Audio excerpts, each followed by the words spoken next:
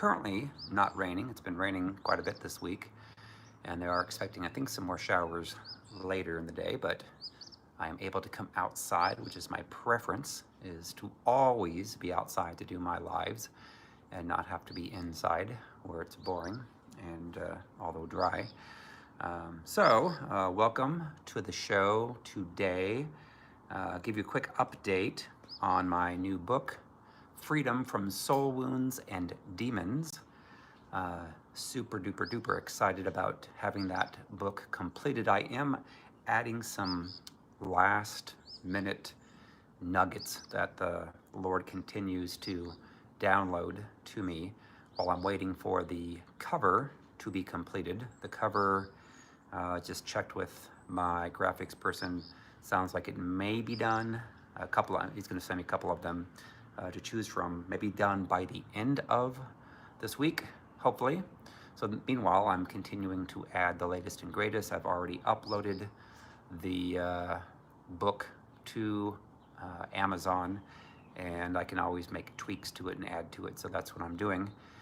Excited because I haven't done a book for 2 years, and I've learned a lot about soul wound healing and witchcraft, and why when people try to go through deliverance and they truly aren't healed from their soul wounds, they still have anger and bitterness, how they will not get delivered, because why? The demons still have legal rights to torment them, if they still have anger and bitterness for those people. So it makes sense. That's why a lot of times people will say they've gone through deliverance and then they still have anger and bitterness and lie and have maliciousness in their hearts, vengeance and so forth.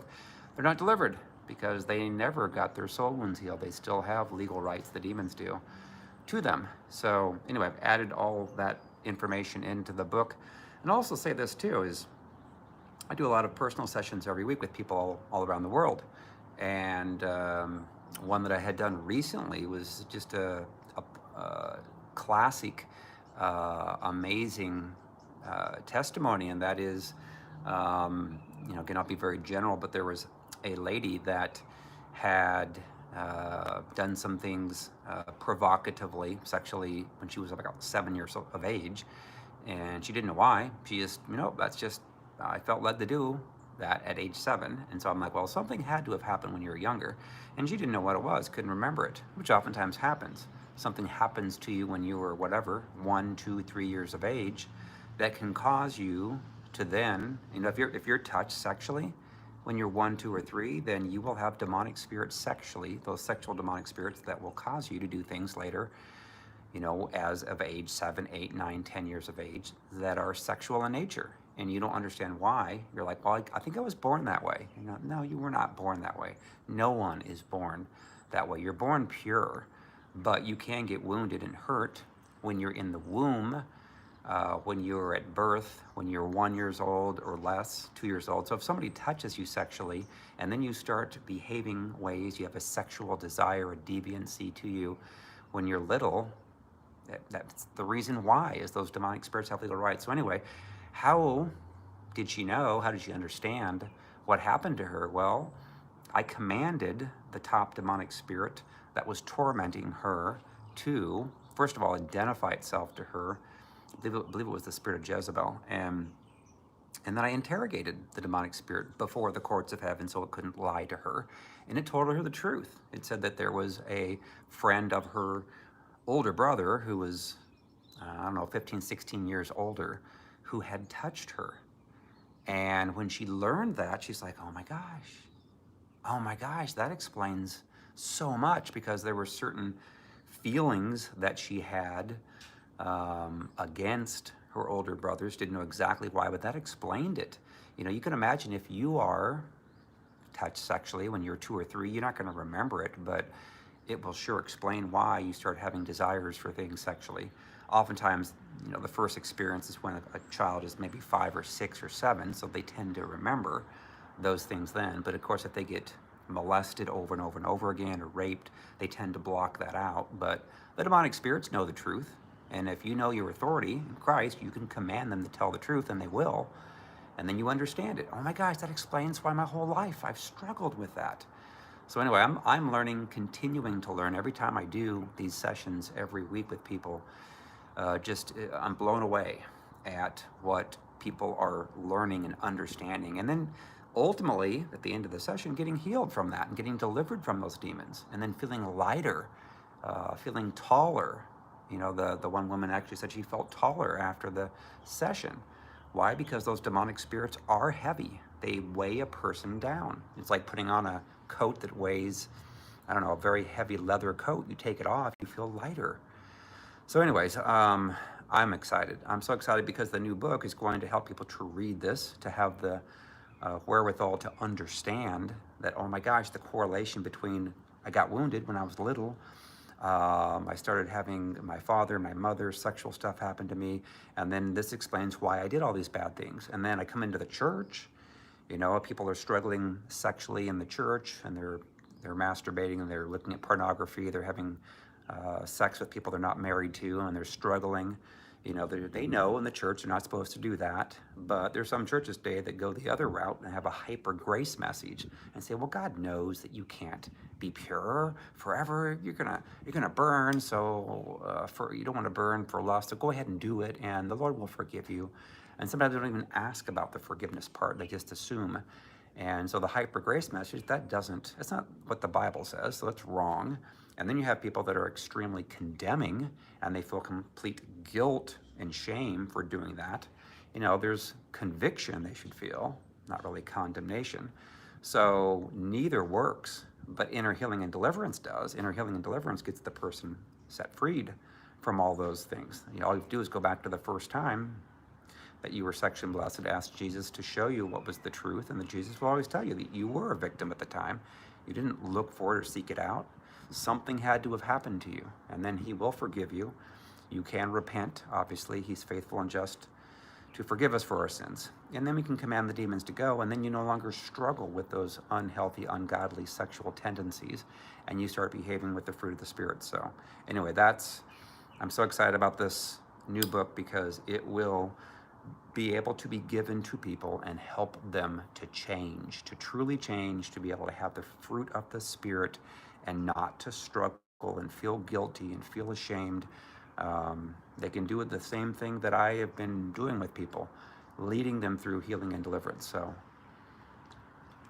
So if I get the cover of it, say, I don't know, at the latest by Friday, submit it to Amazon. I think within a couple of days, I should be able to have it available then on Amazon. So hopefully by next week, would love to order some and have some shipped to where I'm going to be at October the 17th at DTM Church in Port Richey, Florida. Would love to have it for them, but I will definitely for sure have it for Houston, Texas, which is in October 31st at the Cool Church. Then November 5th and 6th, I'll be in Waco, Texas. Oh, maybe it's back on again. I think it might be. All right, let me continue on here on YouTube. Yep, I think it's back on now. So, all right. So the topic of the day is to stop tolerating people who speak curses over you. So how many people do you know that will speak a negative word for you, over you? You know, I think we all have people like that. In fact, it's interesting. I'm thinking about that this morning because I had the topic lined up for last night.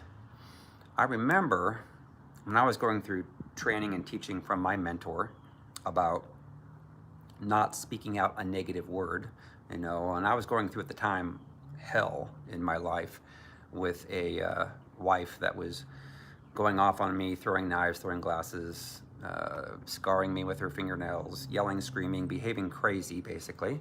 Had the full brunt of Jezebel, and I couldn't tell anybody about it, not one person. That was the rules that the Lord gave me. Nobody was to know about it, and it was part of my training. So I had to go through it for 6 years. So I had constant words of curse words spoken over me.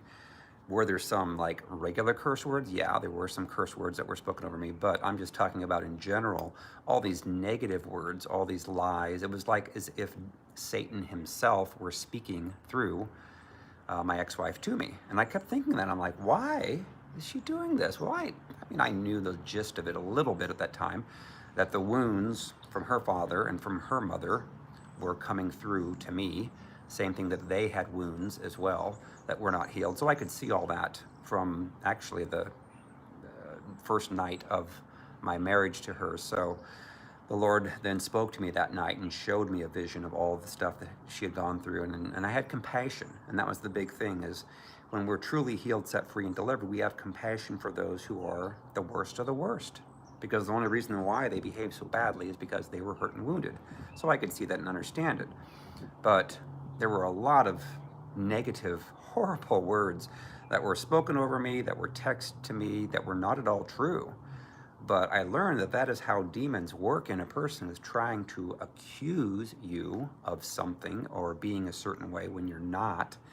And if they speak it over you over and over and over again, and you allow it to happen for years and years and years, you oftentimes start to doubt what the truth is and start to believe that the truth is what they're speaking. And of course, you have to understand that the person that's speaking that has demonic spirits, so therefore they're going to be speaking evil words out of anger, out of bitterness. Now, there's a difference between that and speaking a word of truth to someone who is really, truly behaving in evil ways. Normally, if you can speak to that person in love, that's the whole thing, is your intention is speaking it in love, the truth to them. And they could be, gossips and liars and cheaters and evil people, but you speak it out of love. You're not angry and bitter. Whereas those who truly have demonic spirits are going to go after you, speak negative words to you, trying to convince you that this is who you are. You are evil, you are a liar, you are no good, I can't trust you, on all these things that largely are not true. They may have, 75% truth with a 25% lie in them, but that's how demons work, is that the demons want to convince you, and you know it. If you are around a person long enough and they keep speaking the negative words to you, you're going to start to doubt what the truth is and start to believe and buy into what they're saying because they're adamant about it. Again, people that have those strongest demonic spirits have not had their soul wounds healed or delivered. They're going to believe a false narrative. I saw this, so did my mentor, is when you get abused, could be just verbally, let's say it was just verbally, and on one day, say today, but then tomorrow, you go back and ask the person that did all the verbal abusing of you, can you please recount exactly what went on yesterday, knowing that they were at fault fully for what they did? Well, then when they recount it, they normally leave out the truth of what they did, and they will twist things to make themselves look really innocent. And you're like, what? Are you crazy? You don't remember this? You said this, you're the one that provoked, you're the one that, and they won't remember it the correct way, the truthful way. So what they're trying to do is those demons are trying to convince you of the false narrative that they're speaking as being the truth when it's not. Of course, you're around that long enough, you start to almost want to lose your mind. You're like, oh my gosh, am I crazy? Nope, I'm pretty sure you are.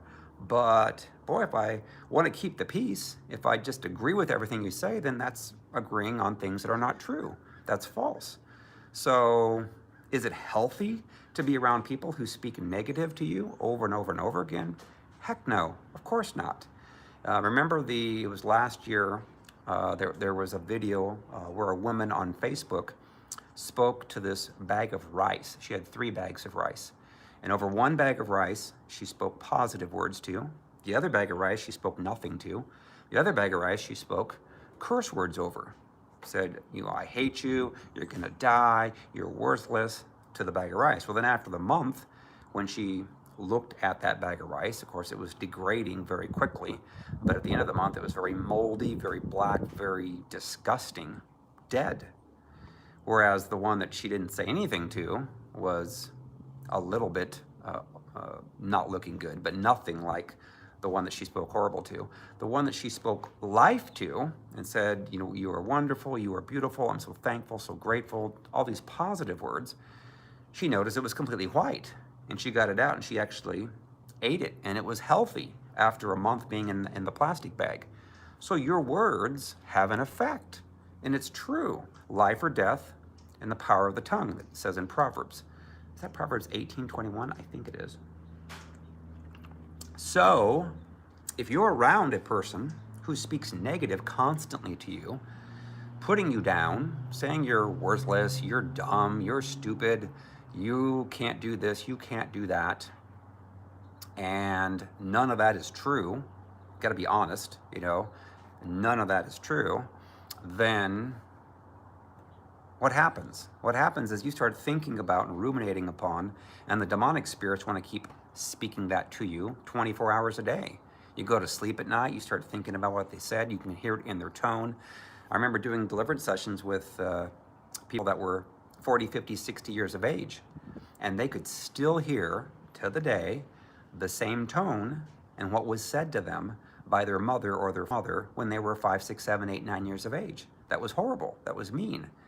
And that's the goal of the demons. They know that. They're like, if I can get this person who's wounded and hurt themselves to speak all these negative words and curse this person, they're not going to be successful. I remember once my daughter, she was struggling, going through a divorce, her mom and I, and her guidance counselor spoke to her and said, you know what, you're not college material. No, you're not. You're going to never be able to go to college, because she struggled in math. And I was not able to see her but every other week. So it was hard for me to try to help her with her math in high school. So anyway, I countered that by speaking life to her and said, you know what? No, you can go to college. You can succeed. Heck, you could even make the dean's list. You can do whatever you want. It's up to you, but do not listen to a person that speaks negative over you. And her mother was speaking negative as well. And so I'm thinking, okay, oh God, this is horrible. I've got a couple of people here that are trying to sabotage her high school career, and I'm trying to speak life into it. And then I ended up switching her, pulling her out of that school, putting her into more of a country school, a smaller school. And that guidance counselor actually went to Purdue University, my alma mater, and spoke life over her and said, you know what? Actually, you can go to whatever college you want. It's up to you. There's still time. You can improve your grades here and there. And he spoke positive to her. Well, then she ended up doing very well. Well, to the point to where she ended up going to college at Indiana Purdue at Indianapolis. She didn't like it the first semester. She had to drive back and forth. It was more of a commuter type college. And she ended up going to a private university called Anderson University, where Sandy Patty went, where Stephen Curtis Chapman went, where the Gaithers live near there. So it was a Christian university, and guess what? She went there actually for one semester, and she made the dean's list. Whoa. And at that point, she was looking to major in becoming a teacher in education. And ironically, they had her go back to a school and shadow some of the teachers. Well, she went back to the high school where the guidance counselor was putting her down. And she actually ended up going into her office and saying, hi, remember me? And of course, the woman's like, yes, remember you. You're never going to go to college. And she's like, well, guess what? I'm going to Anderson University, and I'm on the dean's list. And the guidance counselor's like, mad. Why? Because she had demonic spirits. She still does. She spoke negatively over Ashley's now husband as well, and others. So if a person doesn't get healed and delivered, they're going to speak negative, and that can cause a person to not be all that God created them to be. So it's extremely careful extremely important, I guess, to not listen at all to a person who's going to try to control you in a negative way. They have evil intentions of their hearts. They want to tell you, convince you that you are bad, that you are wrong, that I am right, and you better listen to me, and you better shut your mouth. And if you ever get upset at me, you're the one that is the troublemaker. And if you can't get along with other people, you're the troublemaker. When in real life, oftentimes that person is a godly person, Their heart is got good intentions. They want to do what God wants them to do. And yet, those who have demonic spirits know that about them and hate them for it. The demons in them hate them. So it's just like Jesus said in Luke 12:49 through 53, that there would be division, that Jesus was going to have. Father divided against son, son against father, mother against daughter, daughter against mother. Same thing could be husband against wife, wife against husband. Because if one person chooses to serve Jesus, then the demons in someone else are going to manifest. And then what is interesting is there are people that are in ministry who have demonic spirits, who are very mean people, mean spirit, want to control you. They want to act, oh, sweet, nice, on social media. But then behind closed doors, if you don't do what they want, they'll go off on you for hours. And they will try to criticize, shut you down, lie about you if you don't do what they want, manipulate. And they're in awful kinds of sins themselves. They don't want anybody to know that. They want to act like they're all sweet, sweet little Bo Peep, and they're not. I've got to see some of that myself. And I was like, my gosh, I see it in ministry where there's people that I had very high opinions of, and then I got to know them personally, or I got to hear from a person who knew them personally, and they're like, no, that person's actually, they treat us like Jezebel. They're really mean behind closed doors. And I heard it over and over and over again from multiple people that used to work. And I'm like, well, that's interesting, because they would definitely know if they're working, as long as they're being honest. And that's the key, is you've got to make sure that you're hearing the truth. But the truth is if a person is not healed and delivered, then they will speak to you all these negative words, and it will cause you to feel depressed, suicidal. People that were diagnosed as bipolar, oftentimes because they have a mother or a father that can be very mean to them, or they could have had a sexual violation done to them that the parents don't know anything about whatsoever. But you have to understand that the reason why people do what they do, because I see this all the time in my sessions that I do with people, when they start to make bad decisions when they're teenagers and in high school and thereafter, it's because they've been hurt and wounded when they were growing up. If they're never healed from that, they're going to struggle and make bad decisions. So oftentimes you could have a good heart, you end up getting married to someone that's a Jezebel. The Jezebel will end up taking advantage of you, hurting you, causing you to be starved for love. Oh my gosh, I want to be loved. But that person's like, nope, I want to treat you horribly and convince you that all the reason why I'm being mad and angry is because of you. It's all your fault, and get you to believe something that's not true. So, we're taught oftentimes from Christianity that we should just get along with everybody. Let's all be nice and sweet. That's all Jesus was, nice and sweet, happy. He never got upset. He never got mad. And I'm going to read a couple different verses here. First of all, 2 Timothy 2:23-26 says, but avoid foolish and ignorant disputes, knowing that they generate strife. And a servant of the Lord must not quarrel, but be gentle to all, able to teach, patient, in humility, correcting those who are in opposition, if God perhaps will grant them repentance, so that they may know the truth, that they may come to their senses and escape the snare of the devil, having been taken captive by him to do his will. So there are, yes, a lot of people who have demonic spirits, who have been wounded, who think they're right, and they're completely wrong. How do you deal with them? Oftentimes they're very contentious, they want to strive, they want to argue, accuse you of this and that. For me, I will always be under control. I will be calm.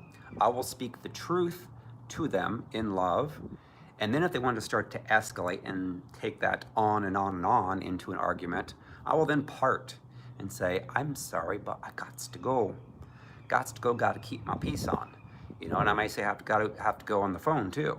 Why? Because I'm not going to strive and argue all day. That's what the demons want you to do. You speak your piece in love, speak the truth. And if they're not willing to, and again, you see this all the time all over America with all what's going on politically and the climate that we live, and how many people take an offense at the drop of a hat. They're mad, they're angry, they're yelling, they're screaming. That's demonic activity. You think I'm going to go up to somebody that's yelling and screaming and trying to have a logical conversation, saying, hello, you've got demons, you have soul wounds in your past from your mother, your father, you probably had sexual violations. You need to forgive them, and then you won't be so mad and angry. No, it probably won't work. You have to get them into a position where they're actually calm and they can actually hear, listen to what you say. And what I'm saying is the truth. They cannot deny it. Now, they can try to. Demons don't like the truth, but it is the truth. If they think about it, say, yeah, all these people that are mad and angry out there, it's because they were hurt, they were wounded. It is true. You get your wounds healed, get delivered from the demons, you're going to behave like a real Christian. You can actually have fruit similar to Jesus. You're going to be like Christ, similar to Jesus. He was compassionate for people. He was humble. He was like a servant. He had the fruit of the Spirit. But people that aren't healed and delivered, you can't expect them to. So there's a lot of people in the church that are like that. They've been wounded and hurt, and they want you to feel sorry for them as a victim. Poor, poor, pitiful me. Oh, poor, poor, pitiful me. I've been hurt and wounded. And they play that card all the time to make you feel sorry for them. And then that way they can actually take a knife and stab you in the back and saying, you know what, you need to be feeling sorry for me. Poor, poor, pitiful me. So what did Jesus do when it came to the Pharisees? Jesus obviously knew their hearts were evil. They had evil intentions. There's a lot of modern day Pharisees in the church today who have evil intentions. And if you know that, do you want to be around them? I think not. I mean, can you imagine if I knew a person was at a church and they were very contentious and you could see like the demonic spirits in their eyes and they wanted to act all sweet and nice and then they want to gossip about you. Do you think I want to go into the church and sit down and have a nice conversation with them? Probably not, unless they've got delivered. But let's say they're not delivered. Would you purposely put yourself in that situation if you had a choice? No. You would normally get out of Dodge, stay away from them. Correct? Correct. That's what Jesus would do. He would go up to the mountains, say, forget this. I am not going to be around those nasty Pharisees and scribes because I know their hearts, they're wicked, they're evil. But when it came to addressing it head on with them, did he shy away from that? No, he spoke the truth to them. They didn't like it. They manifested demonically on him. So if you go to a person who has been speaking negative about you, putting you down, tearing you down, lying about you, do what Jesus did and see what happens. People won't like it initially, but as long as you can speak it in boldness and love, that's the key really, to be in love. In this case, I think Jesus had kind of had it with the scribes and the Pharisees. And sometimes you'll kind of have it too. You'll say, enough is enough. I'm not going to tolerate this anymore. I'm going to speak the truth. So what did Jesus do? This is in Matthew 23, verse 1 through 36. Jesus did this. It says, then Jesus spoke to the multitudes and to his disciples. So again, he's not speaking directly to the Pharisees and scribes because he knew they would manifest probably right then. Their heads would spin. They would get the spears out and start stabbing, trying to kill him. So he spoke to the multitudes and the disciples about them. And he said, the scribes and the Pharisees sit in Moses' seat. Therefore, whatever they tell you to observe, that observe and do, but do not do according to their works, for they say and do not do. There's a dig, but it's the truth. For they bind heavy burdens hard to bear and lay them on men's shoulders, but they themselves will not move them with one of their fingers. But all their works they do to be seen by men. So get this, there's a lot of people in the church that are not healed, not delivered. They have evil intentions in their hearts. They have pride, and they do some works in front of the church to make people think that they're good. So understanding, just because people do good works that appear good doesn't mean that they're healed and delivered, does not mean that they are good. Jesus looks at the heart and the mind. He searches for the fruit of the Spirit. And works is not a fruit of the Spirit. All right. They make their phylacteries broad and enlarge the borders of their garments. They love best places at feasts, the best seats in the synagogues, greetings in the marketplaces, and to be called by men, Rabbi, Rabbi. But you do not be called Rabbi, for one is your teacher, the Christ, and you are all brethren. Do not call anyone on earth your father, for one is your Father, he who is in heaven. And do not be called teachers, for one is your teacher, the Christ. But he who is greatest among you shall be your servant. And whoever exalts himself will be humbled, and he who humbles himself will be exalted. See, that's a key. I'm actually adding that. The Lord told me to add that to my book, is how do you know when a person's truly healed and delivered from their demons? You know, I was always talked about, well, they're going to have the fruit of the Spirit. They're going to have a good heart. They're going to have a good mind. So to add in there that very statement there is that you're going to have a servant's heart, which is what Jesus had. You'll be willing to serve. You'll be willing to do things that those with pride would never dare lower themselves to do. Like, I don't know, cleaning the bathrooms, doing the laundry, and not complaining about it. You know, wanting to serve. I noticed that that was a huge change in my life when I went through deliverance back in late 2008 is, my gosh, it was no longer selfish about me stuff. It was like, okay, what can I do for other people? How can I serve them? And even in some cases where they were not healed and delivered yet, if they were my children, and they would say things or do things that were not good, I could understand they're hurt, they're wounded. That's why they're doing that. I'm going to love them. I'm going to serve them. So does the person have a servant's heart? If they do, then that's what Jesus would be like. Did the Pharisees and the scribes have a servant's heart? Heck no. Do the modern day Pharisees and scribes at churches have a servant's heart? Nope, they don't. All right, let me go on.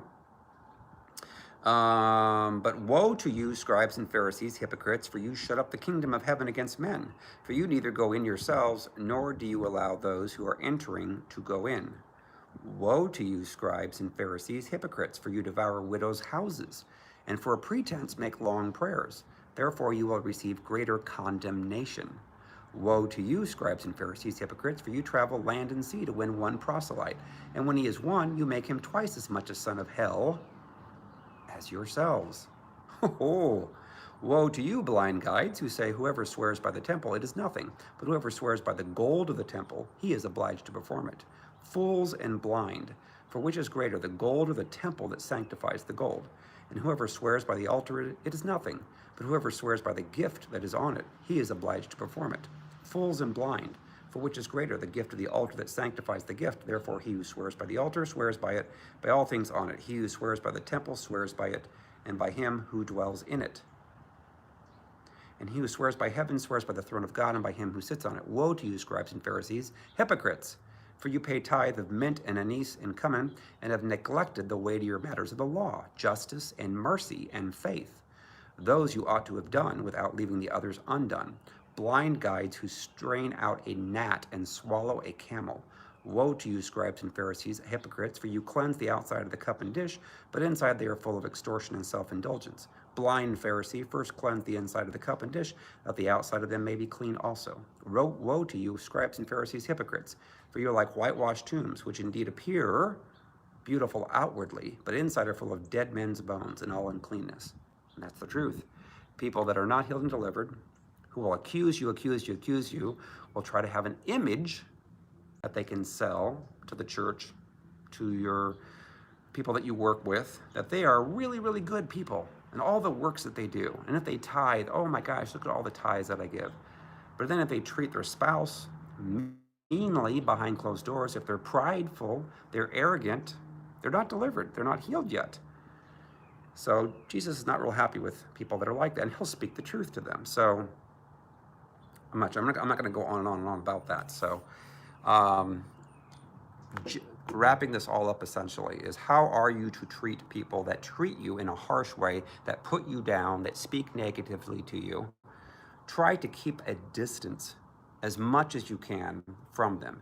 Do not listen to those negative words. Once they get a whole sentence into you, it's the same thing if you hear demonic thoughts in your head. If you hear a whole sentence, let alone a couple of paragraphs from a demonic spirit, you're not going to have a good day. You're not going to feel positive and uplifted. You're going to feel torn down, negative. You're going to be listening to lies and deceit. So have nothing to do with those thoughts, and have nothing to do with those people as much as you can. I understand if they're your boss. I understand if you're married to them. It's hard because all it will do is provoke an argument over and over and over again, and they'll think that they are good to go. And again, it's interesting, I've done some sessions with people here lately that have admitted that, oh my gosh, I have struggled with the Jezebel spirit. You know, that's amazing to me when a person admits to that. That means, and they tell me, yeah, I used to provoke. I used to say all these words that were negative, and they admitted it. I'm like, oh my gosh, how many times, if you're in a relationship with someone that has Jezebel, do you yearn for them to say that? Because then you know that, oh, that spirit is breaking off now, because they're admitting the truth of how they behave. So many people that struggle with Jezebel would never admit that, never say that. They would accuse everything on the other person and look at themselves as a victim. And that's what the demons want them to do. So are you supposed to tolerate people that speak curses? No, you limit that, you minimize that, and you speak the truth. Speak it in love. You know, again, Jesus is pretty firm at what he said. I'm sure if there was any Pharisees and scribes that were within earshot and they heard what he said, they were probably very angry, wanted to kill him, but he spoke the truth. And so you tend, if you go up to a person that has been used to controlling you and you speak the truth back to them, they're probably not going to like it. I understand that. But I remember one situation, a person very, very, very close to me that had been used to speaking words, and he was very Pharisaical. And the Lord had me speak a word back to him, spoke the truth. Actually, I think I texted it. And I spoke the truth. And he didn't talk to me for about 10 days. And then later, he came back around and softened himself. And ever since then, he's respected me. So there are times when you do need to speak the truth. Hey, Patrick Ishii, working in Baltimore, DC, not Baltimore, DC, Baltimore, Maryland, but near DC, and on YouTube. So there could be some interesting changes coming up here in the political landscapes, hopefully before Thanksgiving. So we will see. I'm excited.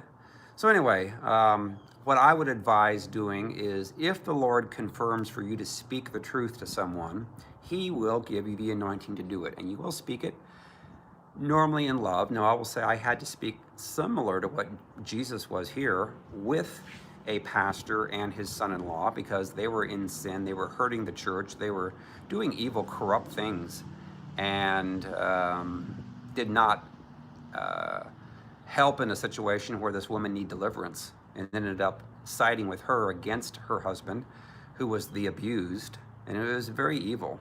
And the Lord had me confront and speak the truth, similar to what Jesus did here. And they didn't receive it. They were still prideful and arrogant, but the Lord did take action, and he shut their church down. It took about a year later, but it was true. Well, that's interesting, Patrick Ishii. I would love to come to Washington, D.C. and do another prayer walk. It's like every time I go there, it's like the Lord connects me to certain people and or situations. I remember the last time I did a live there was last year. No, it was early this year. Well, yeah, I actually did a Segway tour there. It was a year ago that I was there when Trump was still there, and they had a general that came in, and he was on my Facebook Live, and then he ended up speaking on TV shortly after that, within like, I don't know, an hour later. And I'm like, oh my gosh, I saw the general right there. He got to meet with Trump. So we'll see. I've had several dreams about helping Mr. Trump and his wife in helping people get delivered. So we will see what happens, but I'm excited. So anyway, there are times where the Lord will speak to you to confront a person and speak it boldly and in love, but you got to speak the truth. The truth is what will set people free. And if a person doesn't receive it, then at least you spoke the truth. You know, I would never strive with a person and argue, going back and forth and letting it go on. That's just enemy territory. And all they want to do is exasperate you and waste your time. So I wouldn't do that. And in many cases, if the person you've already confronted is not willing to own their stuff, then it's best probably to stop the communication with them and keep your distance from them, because you're wasting your time. All their demons want to do is to provoke you, to get you angry, and you just waste time and energy. Don't do that. It's a waste. You know, Jesus wanted to get away from the Pharisees and the scribes, He knew their hearts were wicked and evil. They weren't going to humble themselves and listen to him, and they didn't. So, anyways, if a person you know you've tried and tried and tried, don't waste any more time. You know, again, they're just an irritant. I know a lot of people that they have oftentimes a mother or a father or other relative that's all they do is speak negative words over and over and over the person, and then the demonic spirits resonate in your mind. They ring around like a broken record. So keep yourself away from those people, and then speak life, pray in tongues, speak the truth over yourself. You know, and again, conversely, if you are the person that has a lot of demonic spirits and you are whatever, you don't get along with people, you're cantankerous, you are provoking, trying to start arguments and so forth, look at yourself in the mirror and ask Jesus to help you to forgive those who hurt you growing up, and then command the demons to go from you so that you can have peace and not provoke people. I used to do that, believe it or not. I used to provoke people, and I'm like, oh my gosh, this is going to be so good. I want to get them mad and angry. Because why? Because you have a sense of control over them. That's what the demons are like. Oh my gosh, like this is going to be so good. I'm going to get them so mad. And then I'm like, now that I'm delivered, I'm like, oh my gosh, that wasn't a fruit of the spirit. That was a fruit of the flesh. That was evil. So, but just being transparent. Those who have had their lives changed, it's amazing. It's awesome. They're no longer that way. They can talk about it. Again, God's looking at who you are today, not what you've done in the past. Who are you today? And there's a lot of people we speak to. If they're honest, oh my gosh, I'm still struggling with sexual sin. I'm still angry and bitter, and I still provoke, and I'm mad, and I want to control everybody. Be honest. Who are you today? If you're that way, you need healed and delivered from those wounds. And you can do it. Ask Jesus to show you those people that have hurt you from his perspective, and then forgive them truly from your heart. Then command the demons to go from you. And then at that point you're different. As you move forward, walk it out, and you're no longer that person. There's the difference between what you've done in the past. You're no longer that person anymore. So, all right, when you have truly been healed and delivered. But there's a lot of people that struggle, aren't healed and delivered yet, that want to think that they're all that, and they're still good to go without being healed and delivered, and they're not. And it's those people that are the Pharisees and the scribes. So, alrighty, I'm gonna let you guys go.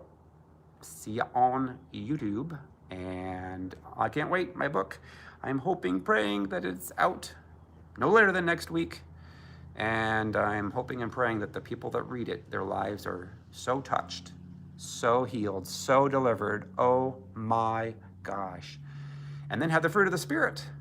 That is the truth. When you're healed, the proof is in the pudding. If you are truly a disciple of Christ, you're going to have the fruit of Christ. You're going to have humility. You're going to be a servant, have a servant's heart.